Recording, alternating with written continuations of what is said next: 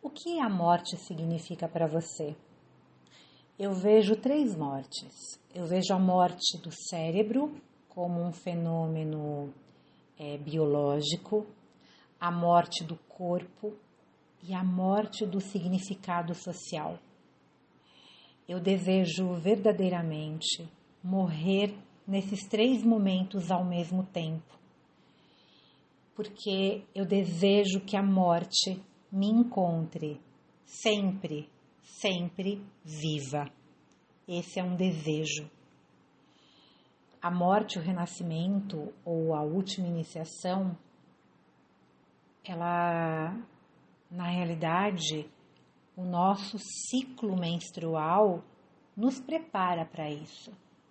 Pequenos, grandes sinais durante a nossa trajetória, lutos que a gente vive ao longo da nossa vida, términos, mudanças, também nos preparam para isso. Só que o que eu coloco que é muito importante é a gente ritualizar. A morte, ela não espera por nós em algum lugar distante e remoto. A morte, ela está aqui. Ela está aqui e agora, com você, comigo, na nossa inalação, na nossa exalação, na nossa respiração, no sol que se põe, na lua que nasce, nas flores que se abrem, nas sementes que definham, antes de criar raízes, na folha que fica verde, plena de cor e que morre também. Cada momento que se passa nos prepara para a nossa própria morte. É que a gente não gosta de olhar para isso. Por quê? Porque cada momento pode ser visto como um ciclo completo, o nascimento e a morte de um instante. Cada momento é recebido como perfeito e inteiro. Então a gente precisa compreender, e a minha avó falava muito isso, ela punha na mesa um prato para a morte, as pessoas não gostavam muito disso, eu achava isso incrível, porque a morte está dentro de nós a todo instante. É essa constante da natureza, a natureza que é a própria vida. Então, muitas mulheres têm muita dificuldade em lidar com qualquer tipo de rompimento. Lidar, inclusive, com a sua própria menstruação, que é uma morte, que é o morrer. Dentro da psicologia alquímica, dentro da alquimia e das fases alquímicas que o Jung trouxe para a psicologia analítica, a fase alquímica que representa a morte é o mortificatio. É uma operação que trabalha o término dos ciclos. Sabe aquelas partes nossas que já não tem mais lugar no nosso desenvolvimento e que precisam morrer? Aquelas projeções também que a gente fica colocando no outro. Ah, o outro não faz como eu. Ah, mas se o meu marido me tratasse como eu trato ele, peraí, ele é o seu marido, ele não é você. Ah, mas se o meu amigo me ligasse como eu ligo para ele não é você. Então, para que a gente possa liberar a energia e se tornar disponível para o novo, a gente tem que permitir durante a nossa vida que essa operação alquímica, a mortificatio, aconteça. Então, na nossa vida, quando a gente vivencia uma perda, um luto, um vazio, e também dentro dessa perda, desse luto do vazio, lembra que eu falei da menopausa? Também tem um potencial de transformação que traz a permissão de novos caminhos de vida e dos lados mais fortes da nossa personalidade para que eles possam surgir. Quando a gente está vivenciando uma perda, muitas vezes nos sonhos a gente vivencia uma morte. A gente tem a notícia da morte de alguém. Não é a morte de uma pessoa, na maioria das vezes não é. Às vezes a gente tem uma amputação, a gente tem uma doença, a gente sonha com caveira, com cadáveres, com cinzas, com vermes. São processos internos que estão acontecendo. E quando essa operação está emperrada, muitas vezes a gente encontra pessoas que estão depressivas porque não conseguem passar por essa operação. Elas estão num luto constante, passou aqueles 2 anos, que é um ciclo natural, elas não saem daquilo, porque elas têm medo da morte. Então elas paralisam a vida. E como que a gente conclui o mortificatio? Como essa é de fato a operação da transformação mais profunda que nos leva a um estado que a gente chama de nigreto, eu não vou me estender aqui, tá? Pesquisem aí. O segredo está em não temê-la. O sentimento de perda e de vazio não precisam obrigatoriamente ser associados ao sofrimento. O sofrimento surge quando não aceitamos, quando a gente insiste que aquele acontecimento não deveria ocorrer. Né? Não dá para não ocorrer a menopausa, a não ser que você morra. Né? A mortificatio exige paciência, confiança. Um dia ela vai se encerrar naturalmente, se a gente não resistir a ela e permitirmos o quê? Que ela nos ensine. Isso é fundamental. A velha estava sentada junto da lareira, olhando para as chamas e se lembrando dos rostos de todos os que tinham vindo e partido antes dela. Quando ouviu baterem à porta, ela estava preparada. Vim de longe, fiz uma longa viagem, disse a morte, de pé na soleira da porta, e estou cansada. Eu sei, pois já tive muitas vezes contato com você durante a minha própria jornada, respondeu a velha, acolhendo a viajante em sua casa. Elas sentaram-se diante da lareira e depois de um momento a velha começou a falar. Estive lá quando minha casa foi inundada, começou, e estavas lá quando nosso negócio florescia. Apareceste quando a nevasca cobriu nossa porta de neve e quando a chuva não veio para trazer o verde da primavera. Senti que estavas perto.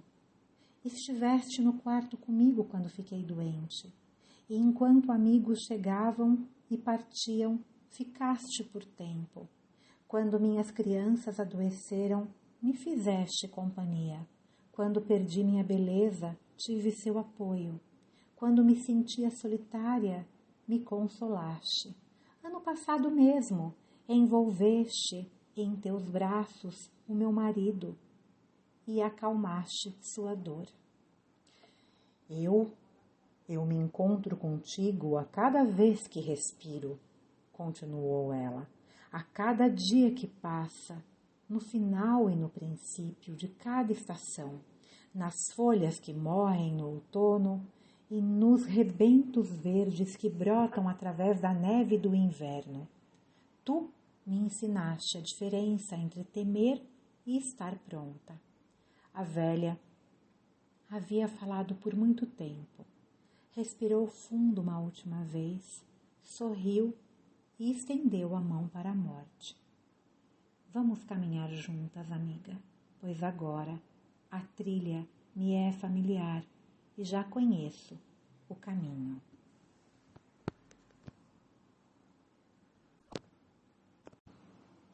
Quando a gente aprende ou quando a gente permite que esses ritos aconteçam na nossa vida, a gente está convivendo com a ciclicidade feminina. Dentro da formação de guardiãs de círculos de mulheres, eu trago muito essa consciência de que cada mulher, tornando-se autoconsciente da sua própria ciclicidade, ela então se torna uma guia, uma sacerdotisa, uma guardiã para outras mulheres. Por quê? Porque ela começa a entender o seu próprio ciclo. E entender sobre a morte, sobre essa fase da vida em que a gente precisa literalmente concluir a mortificatio, né? É o momento em que a gente está vivenciando a fase muito da nossa bruxa anciã. E essa bruxa anciã que tem essa sabedoria, ela traz pra gente, é um arquétipo. Imagina que isso está no inconsciente coletivo, você acredite ou não. Você pode ter isso desperto em você ou não desperto. Mas essa é uma experiência espiritual muito profunda, que pode trazer para você na tua vida sentimento de paz, de aceitação, de amor, É uma experiência meditativa profunda, quando você começa a reconhecer as mortes, começa a reconhecer as transformações. É uma experiência profunda de unidade. Quando a gente começa a vivenciar na prática esse sentimento, né, desse arquétipo da bruxa ou o arquétipo da donzela, falando das 4 fases, a donzela, a mãe, a feiticeira e a anciã, são essas 4 fases que nós mulheres passamos. Eu dou uma aula sobre isso também na formação, né? E quem quiser entender mais pode pesquisar na internet, mas é um movimento grandioso quando a gente toma consciência disso. É o sagrado feminino dentro de nós. E hoje, mudando de assunto, da água para vinho, a gente está vivendo agora, nesse momento, né, um evento astrológico muito poderoso. Eu compartilhei lá no meu Instagram um ritual, né, lembrando que a gente tem os planetas Netuno, Urano, Saturno, Marte, Júpiter, Mercúrio, Vênus, fazendo um alinhamento, certo? E esse alinhamento que está sendo feito hoje, ele é inédito. Eu não sei exatamente de quantos em quantos anos que ele acontece, mas, né, nós tivemos uma lua nova ontem. Então, fazer um ritual com as suas intenções hoje é muito importante. Fazer um ritual que você possa se conectar com essa energia astrológica é se conectar com essa mulher completa, sabe? Dando as boas-vindas a você, a essa completude que você é, aos seus ciclos. É você começar a dançar com as estações, começar a dançar com a lua. Então, ao invés de eu passar aqui uma meditação, eu vou convidar você para ir lá no meu Instagram, @SorayaMariane, copiar e colar o que eu sugeri lá e finalizar o dia de hoje com esse ritual. É um ritual onde você escreve, você pode acender uma vela e você pode se conectar com esses áudios que foram enviados na semana. Eu acho que você vai perceber uma diferença, no mínimo uma tomada de consciência, tá? Se você puder deixar um oi lá para mim que você esteve por lá, né? Falar um oizinho para mim no comentário, eu agradeço muito, tá? Porque essa é a forma que o meu trabalho chega a mais pessoas, por isso que eu posso oferecer trabalhos gratuitos. É através, né, eu tenho pacientes que estão aqui nessa jornada, que compartilharam com amigas, tenho alunas que compartilharam com amigas, e é assim que o meu trabalho cresce e chega a mais mulheres. Por quê? Por que isso é importante para mim? Porque amor é ação. Porque amor é ação. Então a gente precisa se conectar com isso, tá? Fazer essa ação. Poxa, estou recebendo isso tão gostoso aqui da So. Deixa eu compartilhar o conteúdo que ela faz com outras mulheres. Talvez tenham mulheres que você saiba que não vão se identificar, mas deixa eu compartilhar na minha rede social, quem sabe alguém gosta. Um beijo muito grande e amanhã vem um último áudio, tá bom?